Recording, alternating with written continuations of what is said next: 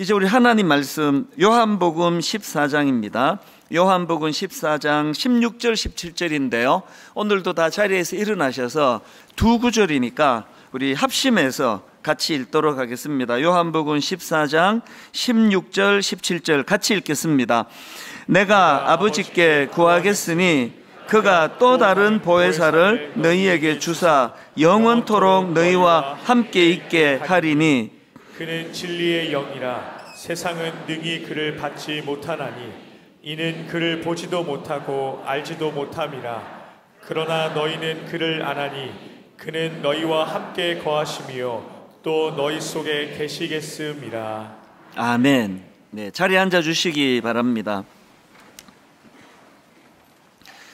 요즘 우리는 그 성령님에 관하여 같이 말씀을 살펴보고 있는데요.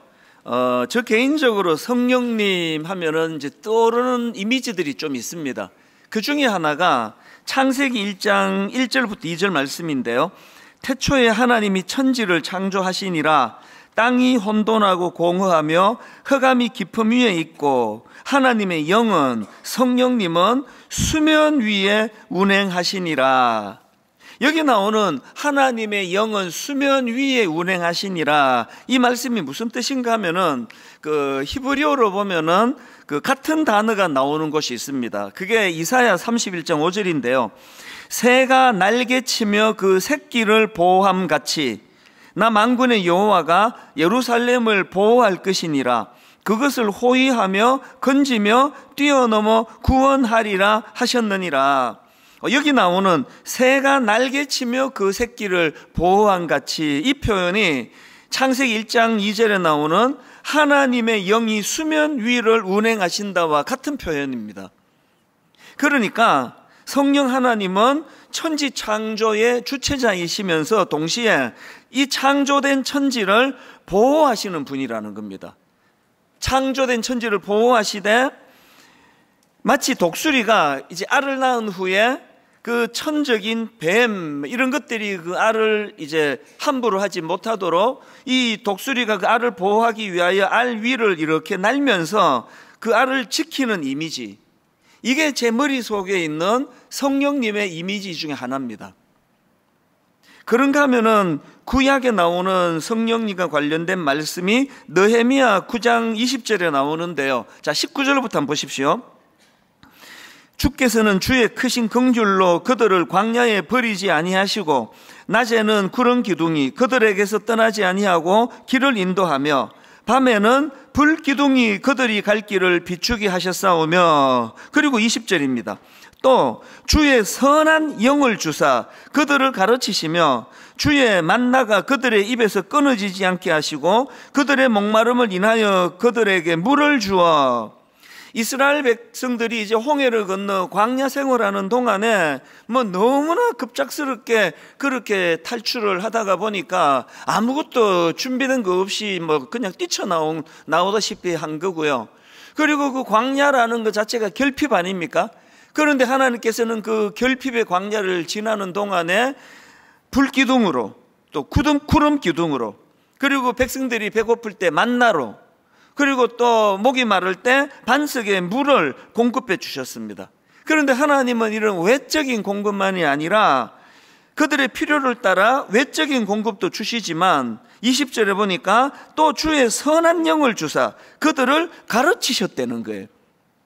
우리가 자꾸 어떤 결과지상주의, 그리고 뭐 그래서 이제 이 기복 신앙에 쩔어 있거나 혹은 또 무속 신앙에 빠지면 안 되는 게요. 누가 주는지 뭐가 중요하냐. 우리는 그냥 그 복을 받기 원한다. 이 신앙이 아니에요. 우리가 이제 영안을 열고 하나님의 사랑을 알고 은혜를 누리면은 복 그러는 게 아니라 하나님께서는 우리를 때를 따라 돕는 은혜로 필요를 채워 주시기도 하지만 또 성령을 통하여 가르치시는 일을 하신다는 겁니다. 믿음이 오래됐는데 성장이 없다, 변화가 없다, 그건 그 자체가 이미 굉장히 중병에 걸려 있다, 이렇게 말할 수 있는 거거든요. 그런가 하면은 성령님은 이 다윗이 왕이 되는 과정에서 사무엘이 다윗에게 기름을 부을 때 그때도 성령님이 다윗에게 감동을 주시는데요. 그게 사무엘상 16장 13절입니다. 사무엘이 기름 뿔병을 가져다가 그의 형제 중에서 그에게 부었더니, 그 다음 보십시오. 그날 이후로 다윗이 여호와의 영에게 크게 감동되니라. 목사는 딱 두 종류입니다.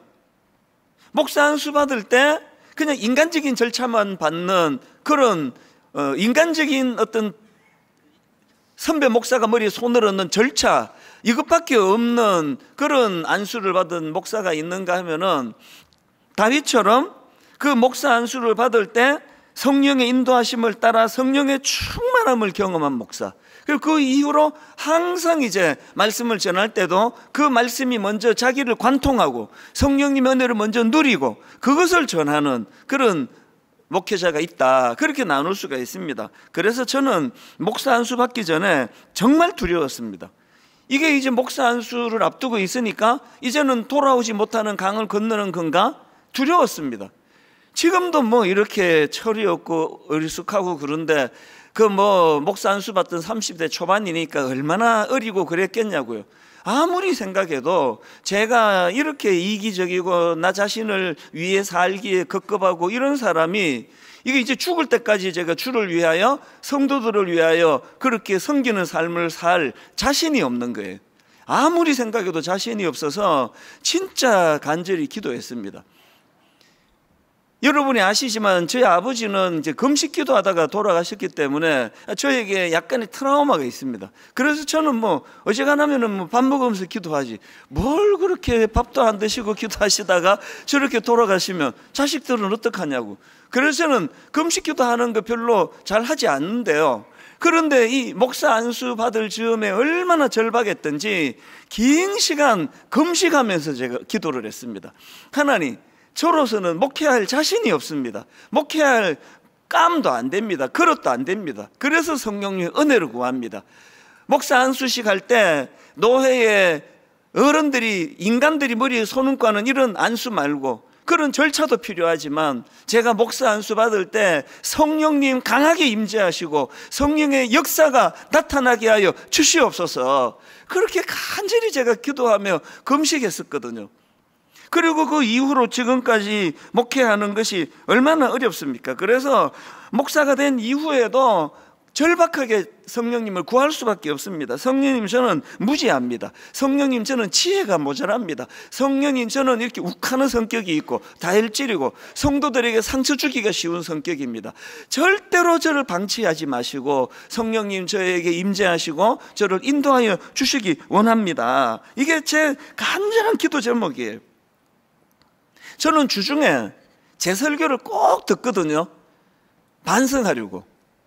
그래서 제가 이제 그 만보를 걸으면서 제 설교를 이렇게 들으면 참 힘들어요. 그래서 중간에 끌 때가 많아요.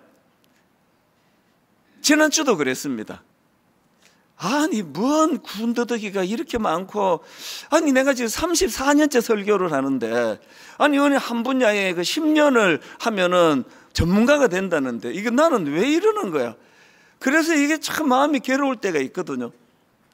그런데 설교한 제 스스로가 이렇게 설교가 만족이 안 돼서 반성하고 또 반성하는데, 이런 설교를 듣고 눈물을 흘리고 은혜를 받고 이런 분들이 계시단 말이죠. 그거는 저와 상관없는 일이에요. 그래서 성령님이 개입하신 거예요.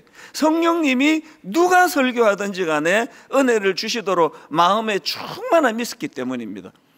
저희 교회에 그 청년부에서 신앙생활 하다가 이제 결혼하면서 캐나다로 간 자매가 있습니다.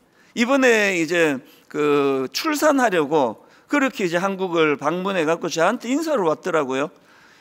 이 자매가 저를 만나자마자, 목사님, 그 캐나다에 자기가 다니는 교회의 그 권사님이 이찬수 목사님 만나면 이거 꼭 전해드려라, 그 말이 있다는 거예요.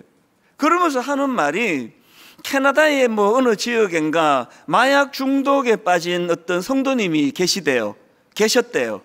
그 이분이 이제 마약 중독으로 굉장히 힘드셨는데 이천수 목사님 설교를 2년인가 3년인가 지속적으로 들으면서 마약 중독이 치료가 됐다는 겁니다.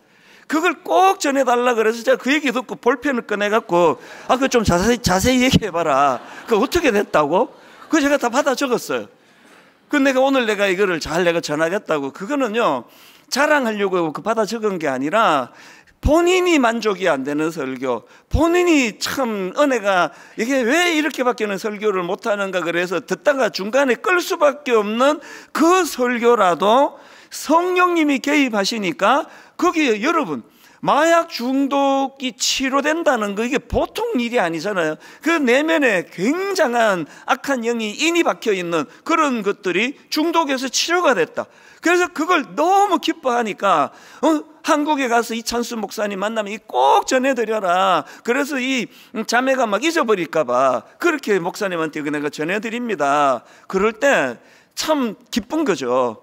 와, 역시 내가 설교는 잘해. 이래서 기쁜 게 아니라 그래도 이 강단에 성령님이 일하고 계시는구나, 성령님이 개입하고 계시는구나, 이것이 제게 너무나 감사가 되는 그런 은혜가 있다는 거죠. 그런가 하면은 에스겔 선지자도요, 이 인간이 범죄하고 타락하면 그 마음이 돌처럼 굳어지는데요, 이렇게 굳어진 마음을 변화시키는 분이 성령님이시라는 겁니다. 에스겔 11장 19절입니다. 내가 그들에게 한 마음을 주고 그 속에 새 영을 주며 그 몸에서 돌 같은 마음을 제거하고 살처럼 부드러운 마음을 주어. 에스겔 36장 26절 또 새 영을 너희 속에 두고 새 마음을 너희에게 주되 너희 육신에서 굳은 마음을 제거하고 부드러운 마음을 줄 것이며. 제가 목사가 되는 것이 왜 두려웠느냐 하면은 저는 어릴 때부터 고집이 세고 하여튼 누구랑 말싸움 하면은 막 끝까지 앉으려고 하고 오기가 많고 그런 성격인데 이걸로 도대체 내가 어떻게 목회를 할 수 있느냐고, 이걸로 내가 성도들을 얼마나 많이 다치게 하고 상처를 줄 수 있게 하느냐고. 그래서 제가 두려웠거든요. 그리고 참 제가 그 어릴 때 생각하면 못됐어요.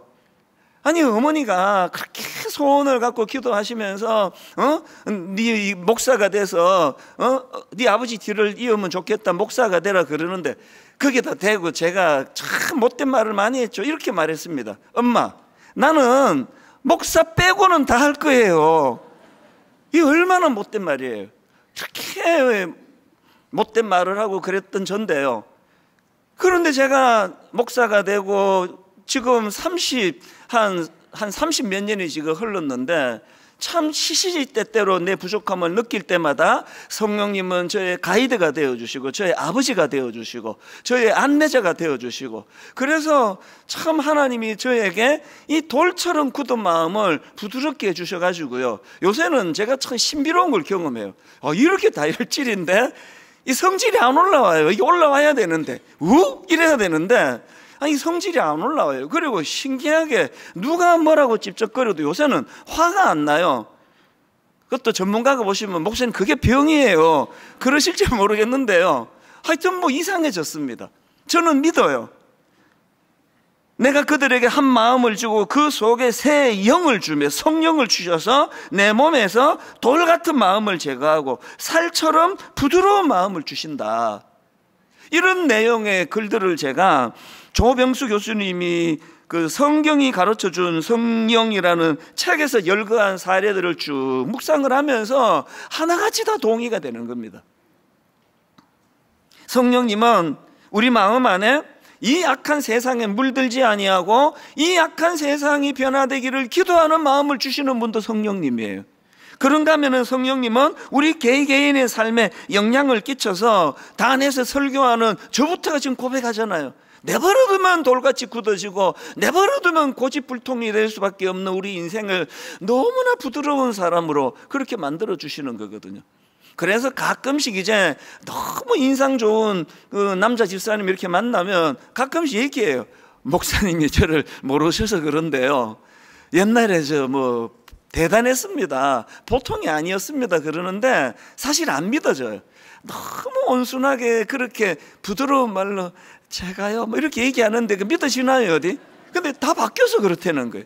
그 일을 하신 분이 성령님이라는 거거든요. 오늘 본문에도 보면은 예수님께서 성령님을 소개해 주시는데요, 요한복음 14장 16절입니다. 내가 아버지께 구하겠으니 그가 또 다른 보혜사를 너희에게 주사 영원토록 너희와 함께 있게 하리니. 여러분, 그 보혜사는 곁에 있으면서 도와주는 자, 이런 뜻이라고 제가 풀이해 드렸는데요, 근데 여기서 중요한 것은 지금 예수님이 성령님을 곁에 있으면서 도와주는 자라는 뜻을 가진 보혜사라고 그렇게 설명을 해 주시는데, 특이한 거는요, 또 다른 보혜사라 그러는 겁니다. 그래서 제가 이걸 뭐 익히 알고 있는 말씀이지만 이번에 이걸 한번 제가 좀 묵상을 해봤습니다. 그리고 좀 연구를 하다가 깨달은 게 하나 있는데요, 이렇게 말씀하신 맥락이 있으시더라고요. 왜 그러냐 하니까, 지금 왜 이런 표현을 쓰시는가 하니까요, 지금 이 말씀의 상황과 배경이 이게 보통 심각한 상황이 아닙니다. 지금 이 말씀은요, 이제 예수님께서 원수들에게 잡혀 십자가를 지시기 직전의 상황이에요. 그 상황에서 제자들에게 긴 고별 설교를 하시는 그 과정에서 주신 말씀인데, 거기에 긴 고별 설교에 성령님에 대한 말씀을 여러 차례 언급을 하십니다. 그리고는 또 다른 보혜사를 보내주신다는 게 무슨 의미를 갖고 있느냐, 제가 사랑의 교회에서 청소년 사회 갈 때 옥하는 목사님이 이제 은퇴가 2년 남았다, 은퇴가 1년 남았다 그럴 때 모든 성도님들이 불안해하고 그랬던 걸 제가 기억을 하거든요. 아니, 이제 우리 옥하는 목사님 은퇴하시면 우리는 어떻게? 아니, 목사님 진짜 은퇴하신다 그러네? 그럼 우리는 어떻게 되는 거야? 여러분, 한 인간 지도자로 참 그렇게 존경받고 목회를 잘 하시는 그런 담임 목사님이 은퇴하시고 떠나신다 하는데도 그렇게 마음이 불안하고 걱정이 많고 그러셨다면, 지금 제자들의 입장을 한번 생각해 보시라고요. 아니, 지금 지난 3년 동안 주님과 동고동 나가며 같이 먹고 같이 산책하고 같이 대화하고 주님에게 직접 꾸지람을 듣고, 우리는요, 성령이나 성자 예수님이나 다 영으로 만났지 육으로 안 만났기 때문에 이 심정을 몰라요. 그런데 지금 제자들에게 예수님은 육으로 만난 거잖아요.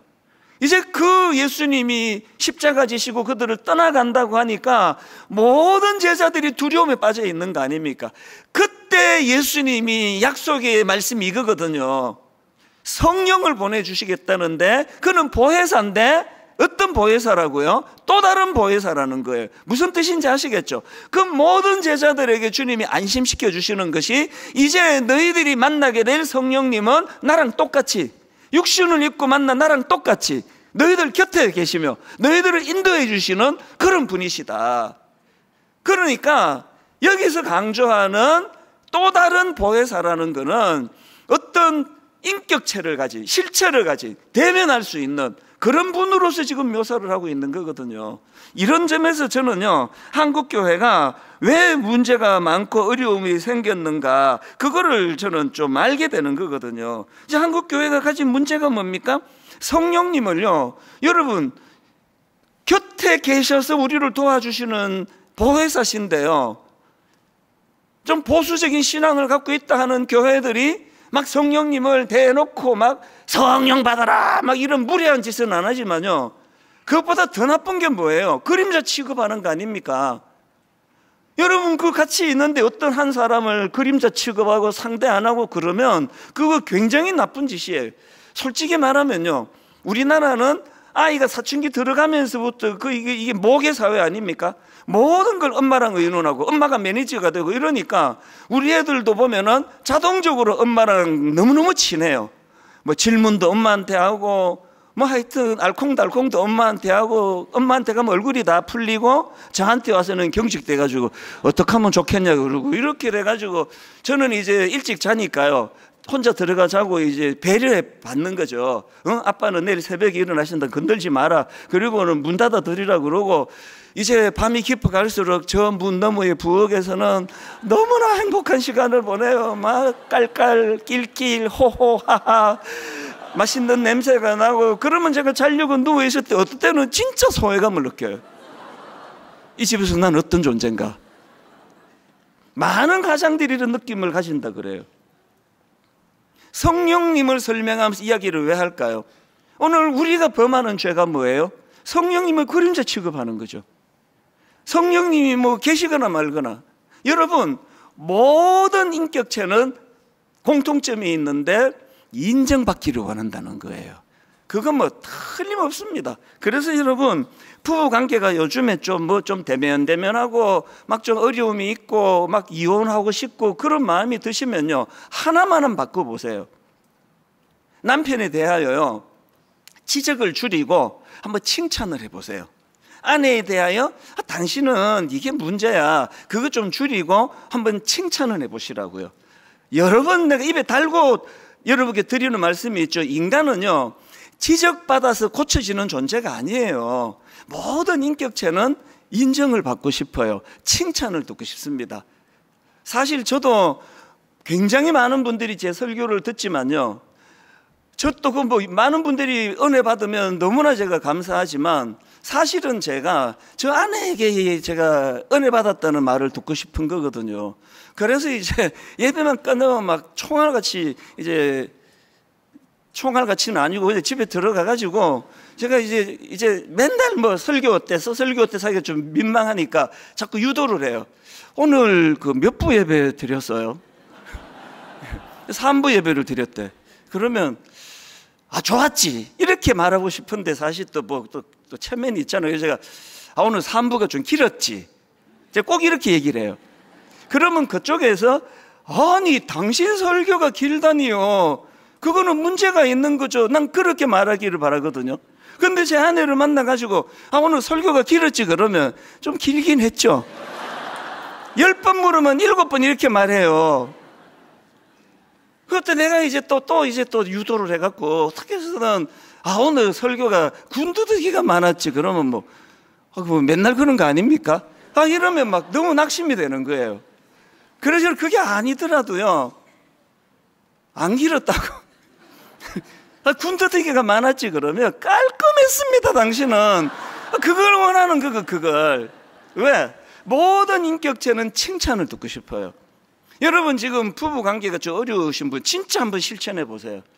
내가 사실 참 결혼 초에는 당신의 장점을 잘 몰랐는데 살아갈수록 당신에게 이런 좋은 점이 있는 걸 내 참 감사합니다. 진짜 한번 해보세요. 성령님도 마찬가지예요. 우리 성령님은 인격체세요. 그래서 항상 성령님을 그림자 취급하지 않고 그분을 인정해드리고, 그리고 또 그분을 자꾸 세워드리는 거예요. 그래서 성령님 지혜에 성령님이 아니면 제가 어떻게 분당 우리교회 목회를 지금까지 할 수 있었겠습니까? 성령이 참 감사합니다. 지난번 말씀드렸잖아요. 자동차 키 하나 찾으면서도 성령님 이렇게 빨리 찾도록 은혜 주신 거 성령님 은혜입니다. 감사합니다. 자꾸 성령님을 인정해 드리는 거예요. 인격체이신 성령 하나님을 그림자 취급하시는 이 믿음은 더 이상 곤란합니다. 자꾸 그분을 인식하고 그분을 인정하고 또 그분을 우리가 구해야 돼요. 누가복음 11장에 보면은요, 제자들이 예수님께 기도를 가르쳐 달라 그래요. 그게 11장 1절입니다. 예수께서 한 곳에서 기도하시고 마치심에 제자 중 하나가 여짜오되 주여, 요한이 자기 제자들에게 기도를 가르친 것과 같이 우리에게도 가르쳐 주옵소서. 그래서 나온 게 주기도문입니다. 예수님이 주옥 같은 주기도문을 가르쳐 주시고는 간청기도의 중요성을 강조하십니다. 9절입니다. 내가 또 너희에게 이르되 구하라, 그러면 너희에게 주실 것이요, 찾아라, 그러면 찾아낼 것이요, 문을 두드리라, 그러면 너희에게 열릴 것이니. 이 간청기도의 중요성을 가르치시고는요, 11절 12절입니다. 너희 중에 아버지 된 자로서 누가 아들이 생선을 달라 하는데 생선 대신에 뱀을 주며 알을 달라 하는데 정갈을 주겠느냐. 그리고 중요한 말씀을 13절에서 예수님이 하십니다. 너희가 악할지라도 좋은 것을 자식에게 줄 줄 알거든 하물며 너희 하늘 아버지께서 구하는 자에게 성령을 주시지 않겠느냐예요. 그런데 굉장히 중요한 것은요, 같은 사건을 다루고 있는 마태복음에서는 어떻게 표현하고 있느냐, 똑같은 내용입니다. 마태복음 7장 11절입니다.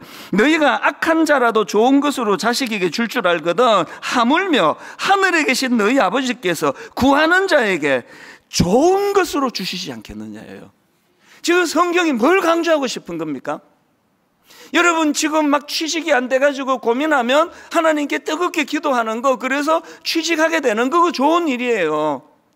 여러분 어떤 분 암에 걸려가지고 투병하는데 병 고침을 위하여 간절히 기도하고 그 기도가 응답받는 거, 그거 좋은 거예요. 그런데 여러분 누가복음에 의하면 그 좋은 것 중에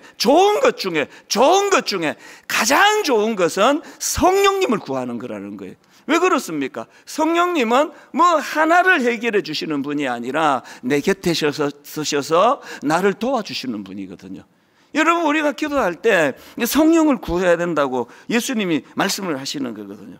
그리고 성령님은 신비로운 어떤 존재가 아니에요. 그분은 제자들이 예수님을 육신적으로 만나 교제한 것 이상으로 우리 가까이에서 인격적으로 우리와 교제하시는 분이에요. 그래서 이 성령님이 우리 안에 좌정하고 계시고 우리와 함께 친밀한 교제가 이루어지면 외로움의 문제가 해결이 됩니다.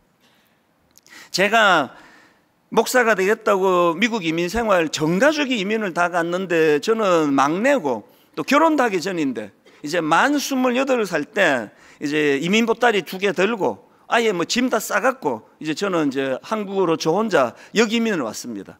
그리고는 신학교에 입학을 했는데요, 제 생애에 가장 외로웠던 해예요. 그 1990년은 내 삶에 잊혀지지가 않습니다.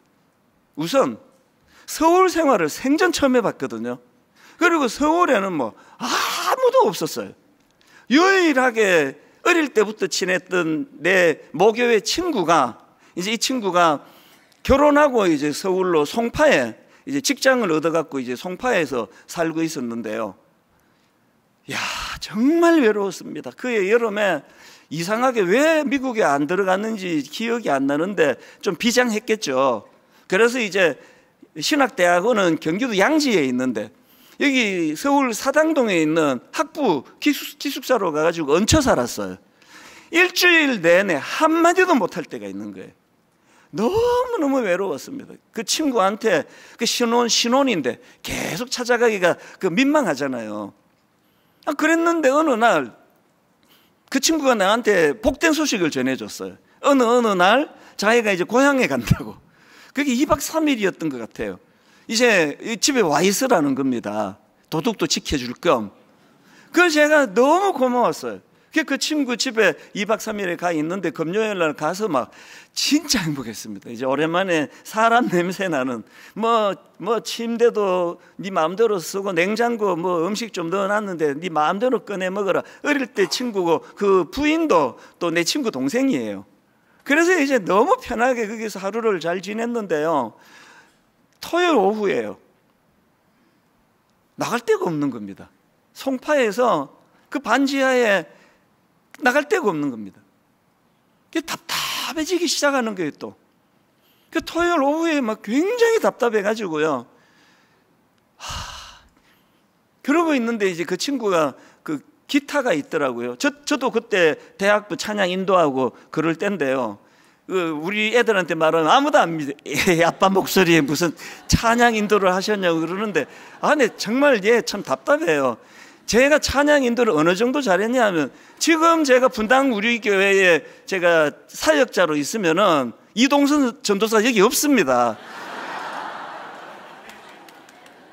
아무도 안 믿으시는데요, 제가 찬양 인도하고 그랬는데 이제 기타가 있으니까 이제 기타를 들고 찬양을 이제 부르기 시작했습니다. 뭐 찾고 뭐고 필요 없습니다. 새틀처럼 하는 게 시간인데 1장부터 부른 거, 1장부터 1장 펴놓고 찬양하고 2장 찬양하고 3장 찬양하고, 제가 이렇게 찬양을 쭉 부르다가 보니까 이 찬양을 만났어요. 당신이 지쳐서 기도할 수 없고 눈물이 빗물처럼 흘러내릴 때 주님은 우리 연약함을 아시고 사랑으로 인도하시네. 막 눈물이 나는 거예요. 이게 완전히 이게 내 이야기인데 이게 막 눈물이 막 나는 거예요. 2절도 똑같아요. 당신이 외로이 홀로 남았을 때 당신은 누구에게 위로를 얻나? 주님은 아시네 당신의 마음을, 그대 홀로 잊지 못함을. 그래서 이거를요 발을 정자로 막 세면서 안 읽어가지고 정확하게 몇 번 불렀는지 모르지만 제 기억으로 하여튼 목이 아프도록 계속 반복해서 불렀어요. 부르고 또 부르고 부르고 또 부르는데요, 어느 날 어느 순간에 제가 후렴을 가사를 이렇게 바꿔서 부르더라고요. 원래는 이게 누군가를 위하여 누군가 기도하네 이렇게 나가는 건데 제가 이렇게 바꿔서 부르더라고요. 성령님 날 위하여, 널도 아니에요, 날 위하여. 성령님 날 위하여 성령님 기도하네. 언제 기도해 주시느냐? 내가 홀로 외로워서 마음이 무너질 때 성령님 날 위해 기도하네. 1990년 어느 날 어느 달인지는 기억이 안 나요. 지금부터 34년 전이에요. 그 장소, 그 반지하에 그 채광이 잘 안 돼서 약간 어두운 그 분위기 하나도 잊혀지지가 않습니다. 많이 울었거든요. 너무너무 외로워서 울었고요. 그런데 너무 기뻐서 울었어요. 이게 지금 뭔지는 잘 모르겠는데 그렇게 눈물을 흘리면서 찬양을 부르는데요, 제가 그날을 왜 못 잊습니까? 이 찬양 가사 그대로. 오늘 여러분 누구라서 외롭지 않으냐고요. 제가 결혼을 해보니까요 상당 부분은 해소가 돼요. 상당 부분은 외로움이 해소가 되는데요, 근원적인 외로움은 없어지지 않더라고요. 아니 이렇게 많은 성도들을 상대하는 목사인데, 사람에게 치여 산다고 하는 그런 목사인데 사람으로는 채워지지 않는 빈 공간이 있더라고요. 제가 깨달았죠. 아무리 유복하고 자녀들이 효자 효녀고 부부간에 금슬이 좋고 그래도요 채워지지 않는 빈 구멍이 있는데 그거는 성령님이 채워주시는 자리예요. 성령님 날 위하여 성령님 기도하네. 그래서 저는 로마서 8장 26절, 이와 같이 성령도 우리의 연약함을 도우시나니 우리는 마땅히 기도할 바를 알지 못하나 오직 성령이 말할 수 없는 탄식으로 우리를 위하여 친히 간구하시느니라. 여러분 성령님을 그래서 막연하고 어떤 추상적인 어떤 그 무엇으로 그렇게 성령님을 그림자 취급한 거, 그게 우리를 침체로 만들었다는 걸 아셔야 돼요. 그분은 인격자세요. 그분은 인정해 드려야 돼요. 그분은 계속 우리가 인식하고 그분을 구해야 된다는 것입니다. 한 가지만 더 살펴보고 말씀을 마무리하려고 하는데요, 예수님께서 성령님에 대해서 설명하시면서 부연 설명을 하십니다. 오늘 본문 요한복음 14장 17절입니다. 성령님은 이렇게 설명해요. 그는 진리의 영이라. 또 16장 13절, 그러나 진리의 성령이 오시면 그가 너희를 모든 진리 가운데로 인도하시리니. 예수님이 묘사하시는 성령님은 진리의 영이세요. 그래서 여러분 우리가 진리의 영이신 성령님과 함께 교제하고 그분 가까이 모시고 살아가면은 두 가지 열매가 나타나요. 하나는요, 여러분 성령님은요 우리로 진리 되시는 예수님 앞으로 인도해 주시는 분이에요. 요한복음 15장 26절입니다. 내가 아버지께로부터 너희에게 보낼 보혜사 곧 아버지께로부터 나오시는 진리의 성령이 오실 때에, 그 다음 보세요, 그가 나를 증언하실 것이요. 또 고린도전서 12장 3절입니다. 또 성령으로 아니하고는 누구든지 예수를 주시라 할 수 없느니라. 아까 제가 목사가 된 게 기적이라고 말씀을 드렸는데요, 더 깊이 들어가면은요 지금 제가 예수 믿고 있는 게 기적이에요. 따지기 좋아하고 깐깐하고 눈으로 확정되지 않으면 안 믿고, 저는 단 한 번도 사기 같은 거 당해본 적이 없습니다. 굉장히 깐깐하고 따지기 좋아하는데 아니 내가 어떻게 예수를 믿게 됐지? 아니 어쩌다가 내가 목사 빼고는 내가 다 하겠다고 그랬는데 목사가 돼 있지? 진리의 영이신 성령님이 예수 믿게 해주신 거예요. 여러분, 여기 지금 가정의 평화를 위해서 나오신 분이 좀 계시잖아요. 예수 안 믿는데 결혼하니까 남편이 예수를 믿어요. 또 아내가 예수를 믿어요. 그래서 지금 참 좋은 성품으로 여기 와 계시는 분이 계시잖아요. 애쓰지 마세요. 여러분의 자의로 안 믿어집니다. 그게 믿어지겠습니까? 그래서 여러분, 나도 좀 믿게 해달라고, 좀 보여달라고 이렇게 구하지 말고요, 성령님을 구하세요. 진리의 영이시라 그러는데, 성령님, 저도 제 아내가 믿는, 저도 제 남편이 믿는 예수님 만나고 싶습니다. 우리 교회에요, 그런 사례를 들으려 그러면 뭐 말로 다 할 수 없이 많을 것입니다. 그런가 하면 두 번째로요, 성령님은 진리의 영이시기 때문에요, 우리가 성령님을 가까이 하면 성령님은 우리를 거룩으로 인도하십니다. 데살로니가전서 4장 7절 세 번역이요, 하나님께서 우리를 불러주신 것은 더러움에 빠져 살게 하시려는 것이 아니라 거룩함에 이르게 하시려는 것이라. 데살로니가 4장 3절, 하나님의 뜻은 이것이니 너희의 거룩함이라. 여러분, 본당에 딱 들어오시면은요, 여러분이 그 보시기에 왼편에 있는 하나님은 사랑이시라, 저거를 묵상하셔야 돼요. 저 하나님은 사랑이시라가 있어서 그리스도의 십자가가 가능했거든요. 그리고는 여러분이 저 하나님은 사랑이시라를 보시면 묵상한 다음에 여러분 강단에 있는 거룩과 성수, 이거를 갖고 묵상하셔야 돼요. 2학기가 들면서 이제 이쪽에 뭐 이런 문구 이거를 바꾸는 게 좋겠다고 지난주에 담당자가 와가지고 이거를 철거하면 어떻게 하냐는 식으로 얘기해가지고 제가 막 절대 안 된다고 그랬습니다. 건들지도 못한다, 이거 건들지 말라고. 내 눈에 흙이 들어가기 전에는 이거 못 건든다 라고는 말하지 않았는데요, 그런 마음으로 얘기했습니다. 이거는 계절 따라 바꾸는 게 아니다. 여러분, 여기 딱 앉으시면 하나님은 사랑이시라, 십자가를 가능하게 하신 그분을 묵상하고 거룩과 성숙을 보셔야 돼요. 그리고 이번 한 주간 나는 거룩했나? 이 악한 세상에, 이 오염된 세상에 이번 한 주 나는 거룩을 추구했나? 이거 점검해 보셔야 됩니다. 그리고 여러분 안에 참 내가 부끄럽게도 이번 한 주간 내가 참 거룩을 잃은 적이 많이 있구나, 그러면 이번 주에 내가 더 애를 써야지, 이게 아니에요. 성령님을 구해야지. 이번 한 주간 성령님, 참 저는 이렇습니다. 내버려두면 이렇게 이탈하고 내버려두면 엉뚱한 데 빠지는 저입니다. 결론을 제가 이렇게 맺는데요, 요즘 저는 가평 우리 마을이 너무 감사해요. 오픈한 지 얼마 되지도 않는데 거의 지금 주말에 만실이 일어나고 많은 분들이 가평을 방문하는 것도 감사하지만요, 거기서 일어나는 놀라운 역사, 이게 저를 너무 감사하게 합니다. 가평 우리 마을은 지친 이들의 쉼터가 되게 해달라고. 그래서 이제 1단계는 스스로 와서 지내시고, 2단계는 우리 장애인 가족들, 부모님, 또 장애인 형제, 또 보호 종료 우리 청년, 또 이런저런 지쳐있는 분들을 우리가 초대해서 그곳에서 쉼을 제공하기 원하는데요, 희한하게도요, 2단계는 아직 시작도 안 했는데 거기서 치유가 일어나요. 어떤 가족이 거기를 다 방문했어요. 사연이 좀 있더라고요.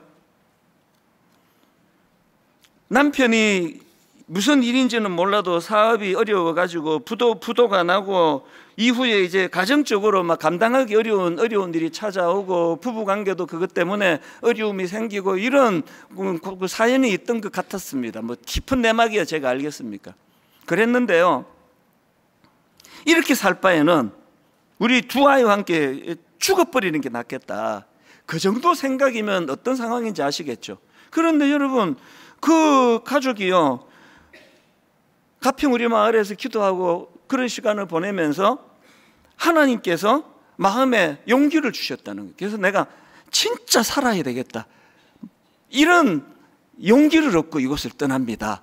그런 일들이 일어나는 거예요. 그게 방명록이 있는데요, 가시면서 거기다가 방명록에 쓴 거 점점 쌓여가는 게 다 이런 이야기예요. 이거 묶어서 책을 내도 되겠다 할 정도예요. 무슨 일이 일어나고 있는 겁니까? 한 몇 주 전에 우리 교회의 교구 우리 성도님들 중에 너무 지치신 가장들이요, 우리 그분들을 사업하다가 어려워지시고 가정을 돌보다가 어려워지시고 그런 우리 아버지들을 좀 초대하자. 그래서 교구별로 이제 추천을 받아가지고요. 이제 1박 2일이에요. 그래서 와서 쉬었다 가시라고. 토요일 아침에 제가 그 드림센터 출발하기 전에 제가 가서 인사를 드렸어요. 딴 거 없고요. 프로그램도 없고요. 제가 담당 목사님한테 뭐 1교시담, 2교시담 상황 이런 하지 마라 그랬습니다. 그냥 쉬시다고 오세요. 좋은 분들하고 교제하고 한 가지만 좀 일찍 주무시고 아침이 되시면 새벽에 그 마을이 참 좋습니다. 공기 좋고 하니까 그 길을 한번 이렇게 좀 거니시면서 그런 시간을 좀 가져보시라 그랬는데요. 희한한 일이 벌어졌어요. 아무것도 해드린 게 없거든요. 강의가 뭐 요란하게 있던 것도 아니고요. 그랬는데요. 그 아빠가 그렇게 이제 지쳐서 추천받아서 쉬러 가신 그 아빠를 둔 우리 청년부 자매가 저한테 메일을 보내왔습니다. 이런 요지예요. 최근에 아빠가 직장에서 과도한 스트레스를 받고 원인 모를 건강 쇠약이 오셔서 몇 달간을 집에서 쉬고 계시는데 아빠가 가평을 다녀온 후로 하시는 말씀이 환골탈퇴가 된 것 같다. 이런 말씀을 하시더라는 거예요. 이곳에서 경험한 이 마음을 내 평생 잊지 않고 살고 싶다. 그런 기도 제목으로 고백을 하시더라는 거예요. 제가 느끼기로 그 아버지께서 초신자인 것 같은데 그 딸의 편지를 한번 저한테 보낸 편지를 읽어드리고 말씀을 마치겠습니다. 이렇게 썼더라고요. 가평 우리 마을의 곳곳이 하나님의 위로로 가득 차 있다는 것 같다고 하셨어요. 그곳에 있기만 해도 마음이 차분해지는 것을 경험했다고요. 집으로 돌아오신 아빠의 얼굴은 2달 동안 가지고 있던 지치고 핏기 없는 얼굴이 아닌 누구보다 생기 있고 에너지 넘치는 상태였습니다. 하나님의 은혜와 하나님의 위로와 함께 가신 분들과 서로의 아픔을 나누며 처음으로 느끼게 된 공동체원들과의 교제가 아빠에게 가득히 채워져 있음을 보았습니다. 이게 교회예요. 막 그날 막 엄청난 프로그램 갖고 막 다 뒤집어 놓는 강의를 하고 그래서 변화가 일어나면 어떤 면에서는 그건 좀 인위적이에요. 아무것도 한 게 없습니다. 그냥 그 기도의 공간 안에 머물고 거닐고 거기에 같이 어려움을 당하는 분들과 마음을 나누고 기도를 해서 제가요 이 그 딸의 편지를 받자마자 환골탈퇴를 제가 단어를 찾아봤습니다.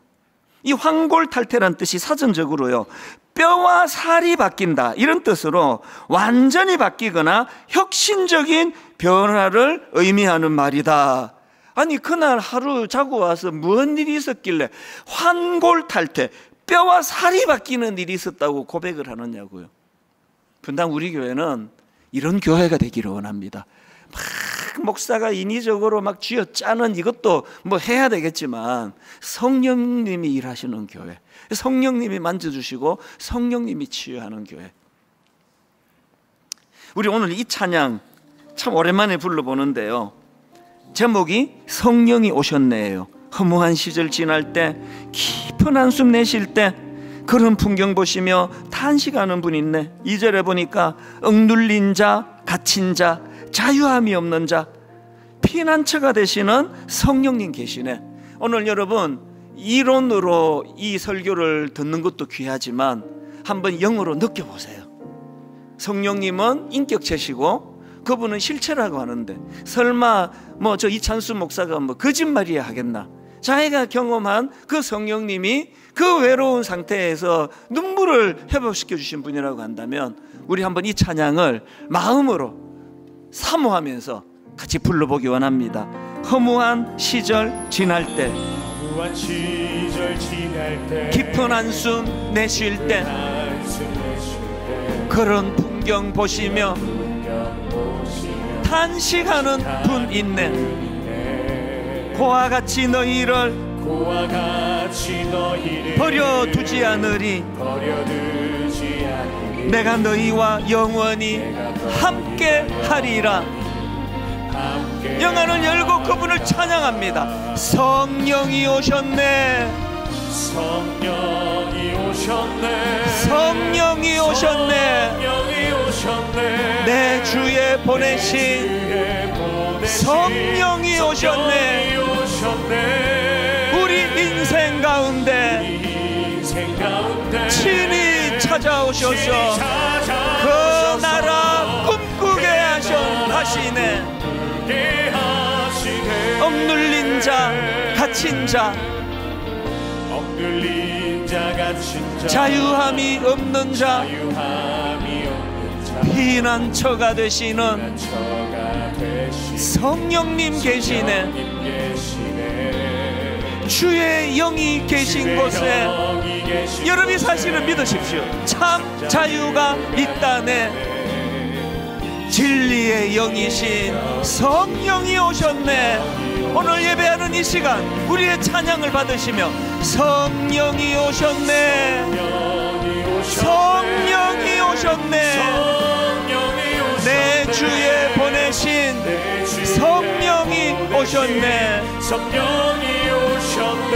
우리 인생 가운데 친히 찾아오셔서 그 나라 꿈꾸게 하시네.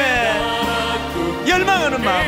성령이 오셨네. 성령이 오셨네.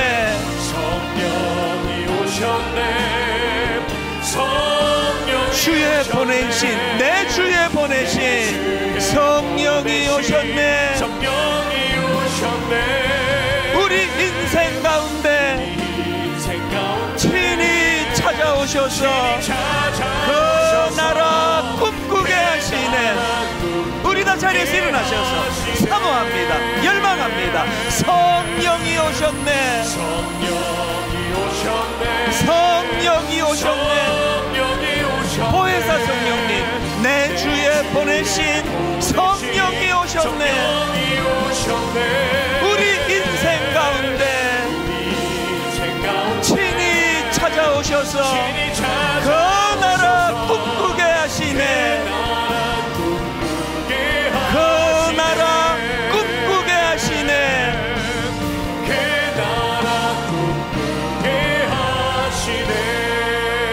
여러분, 제가 인용해드렸던 가평 우리 마을을 가족이 찾았는데 오죽했으면 나 이렇게 사느니 이 두 아이와 함께 죽는 게 낫겠다, 그렇게 꿈을 잃어버린 어떤 그 한 가정을 인간이 특별하게 해드리는 거 없습니다. 성령님이 그 마음을 만져주시니까 내 살아야 되겠다, 내 힘을 내야 되겠다, 그게 꿈을 꾸는 거예요. 90년 신학교 1학년 시절에 서울 생활이 너무 외롭고 또 외롭고, 그때 환경이 하나도 달라진 거 없는 반지하 빛이 침침하게 들어오는 그곳에서 성령님이 제 마음에 그 외로움을 거두어 주시니까 34년이 지난 지금까지 그 순간을 잊지 못하는 거거든요. 정확하게 그때를 기억하는 거거든요. 오늘 우리가 하나님 앞에 은혜를 구하면 좋겠습니다. 성령님, 저는 성령님을 그동안 그림자 취급한 것 같습니다. 이제 그분의 인격성을 갖고 오신 인격체이신 그분을 인정해드리고 그분 앞에 내가 늘 고백하며 은혜를 받아 보혜사 성령님 제 심령에 임재하여 주시옵소서. 우리 각자의 기도 제목을 가지고 우리 함께 통성으로 같이 기도하시겠습니다. 살아계신 하나님 아버지, 오늘 예배 가운데 임재하여 주시고 아버지 종이 어눌하게 말씀을 전한다 할지라도 성령님께서 각자의 심령 속에 하나님 아버지 터치하여 주시고 진리의 영으로 그들 마음속에 은혜로 인도하고 계시는 것 주님 앞에 감사를 드립니다. 오 하나님 아버지, 우리 모두는 다 연약합니다. 우리 모두는 다 아버지 지혜가 없어 어리석은 자들입니다. 우리는 하나님 모두가 다 이 세파에 찌들려 살고 있습니다. 우리는 지쳐 있습니다. 아버지, 우리는 꿈을 잃어버렸습니다. 하나님, 우리는 허무한 마음을 가지고 깊은 한숨을 내쉽니다. 하나님, 우리는 억눌려 있고 갇혀 있습니다. 하나님, 우리는 자유가 없습니다. 오 하나님, 피난처가 되시는 성령님, 오늘 예배하는 저들 가운데 임재하여 주시옵소서. 오 하나님, 각양각색의 다른 모양을 하고 이 자리에 앉아있지만 성령님, 한 성령님으로 오셔서 이곳에 임재하여 주시고 성령 충만으로 역사하여 주시옵소서. 그래서 하나님, 진리의 영이신 성령님이 이곳에 오셔서 그 주님의 거룩함을 우리가 닮아가기를 원합니다. 오 주님, 우리가 예수 그리스도를 잘 알지를 못합니다. 성령님, 우리가 이곳 예수님 주님 앞으로 인도하여 주시옵소서. 예수 믿게 하여 주시옵소서. 예수가 보여지게 하시고 예수 그리스도가 믿어지게 하여 주시옵소서. 이 모양 저 모양 우리의 상한 마음을 주님 앞에 올려드리오니 오 하나님, 예배 가운데 임재하여 주시고 역사하여 주시고, 예배 가운데 아버지 영원의 일국은 성령님을 바라볼 수 있도록 주님 인도하여 주시옵소서. 진리의 성령님, 진리의 성령님이 함께 하심으로 말미암아 우리가 점점 더 거룩해져 가기를 원합니다. 정직해져 가기를 원합니다. 점점 더 주님의 거룩함을 닮아가는 믿음의 역사가 일어나게 하여 주시옵소서. 역사하여 주시옵소서. 역사하여 주시옵소서. 진리의 영으로 임재하여 주시옵소서. 우리가 될 수 있도록 주여 인도하여 주시옵소서.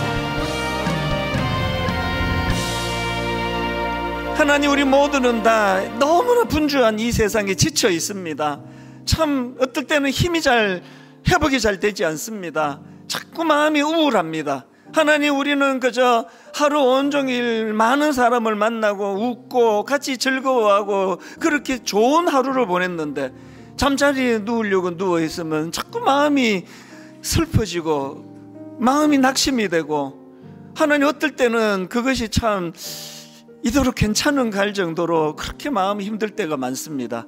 이제 하나님, 그럴 때 성령님을 찾기를 원합니다. 성령님, 저는 아무리 대인관계가 좋고 좋은 남편 아내를 만나고 자녀들이 무사하게 잘 자라줘도 채워지지 않는 내 마음에 빈 공간이 있습니다. 그래서 외롭습니다. 그런 마음을 주님 앞에 고백하며 내 마음의 이 빈 공간, 이 허무하고 허전한 이 공간은 성령님의 자리인 줄로 믿습니다. 그렇게 고백할 수 있도록 도와주시옵소서. 하나님, 이번 한 주간 저들의 삶 가운데 오늘 주신 이 말씀이 늘 이것이 마음에 대내어지고 사모함이 이루어지고 그리고 갈급해지고, 그래서 성령님을 구할 때 어떤 역사와 은혜가 일어나는지를 우리 초신자분들이 그것을 맛보고 경험하는 한 주간이 되게 하여 주시옵소서. 하나님, 부부간에 어려움이 많고 서로 오해가 많고 상처를 많이 받은 그런 가정이 있다고 한다면 이제 하나님, 이 한 주간 그저 부부가 대화를 많이 하면 할수록 상처밖에 없고 어떻게 잘해보자고 애를 쓰면 쓸수록 결과는 마음이 상하는 것밖에 없다고 할 때 하나님, 그들 사이에 성령님 임재하여 주시옵소서. 지혜로우신 성령님 중재자가 되어주시고 성령님께서 이 부부를 어떻게 인도하는가를 한번 경험할 수 있도록 역사하여 주시옵소서. 오늘 예배 가운데 그 허전한 마음을 주님이 어루만져 주시고 너의 그 외로운 거 내가 다 안다. 십자가에서 나도 참 그런 외로운 시간을 보냈다. 우리 주님의 말씀이 선포되는 그 은혜가 성령님의 인도하심으로 말미암아 일어나도록 함께하여 주시옵소서. 우리 주 예수 그리스도의 은혜와 하나님 아버지의 다함없는 사랑과 성령님의 감동, 감화, 위로, 교통, 충만하심의 역사가 오늘 주신 말씀 마음에 담고 곁에 계셔서 나를 도와주시는 성령님, 그 성령님을 인정해드리고 그분을 우리가 의지하고 부르면서 그런 가슴 벅찬 한 주간을 보내기로 다짐하며 예배하는 모든 주의 자녀들 머리 위에 지금부터 영원토록 함께 하시기를 간절히 축원하옵나이다. 아멘.